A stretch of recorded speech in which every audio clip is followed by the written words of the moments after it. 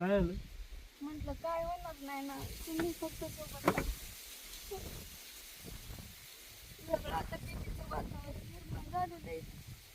कशाला घाबरत आहे? रडू नका बिलकुल.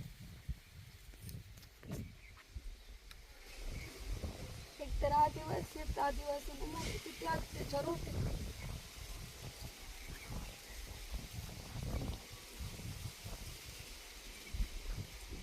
ते डोंबरेंना फोन करायचा नाही का दिवस?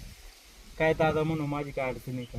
ना आता बघू हे 29 तारखेचं काय वातावरण आहे, नाही तर मग डायरेक्ट खामगावला. 29 तारखेचं काय वातावरण आहे गोडेगावचं, नाही तर डायरेक्ट खामगावला त्याच्या घरी.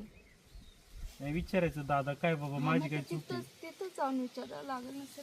माझा बाप मेलाय काय करू? समक्ष बोलणं बऱ्यापैकी करत राहतो ना. तर तुम्ही आले, तुमच्याशी मन व्यक्त केलं, तसं तिथं जाऊन त्यांना पण विचारता येईल ना की तुमची काय अडचण आहे का, तुमची आमची काय दुश्मनी आहे का, किंवा आम्ही काय चुकीचं केलंय का, तुमचं काय मत आहे ते सांगा. त्यांना तिथं जाऊन विचारते.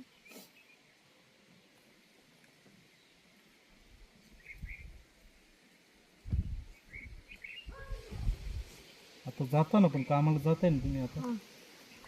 ड्युटीवरच आहे आता. आता ते सुनावणीच्या तारखेचं टेन्शन आलं असेल तुम्हाला, हां, काय होते काय नाही. कधी असा प्रसंग नाही सर, अचानकच त्या लेवलला जाऊन उभं राहायचंय.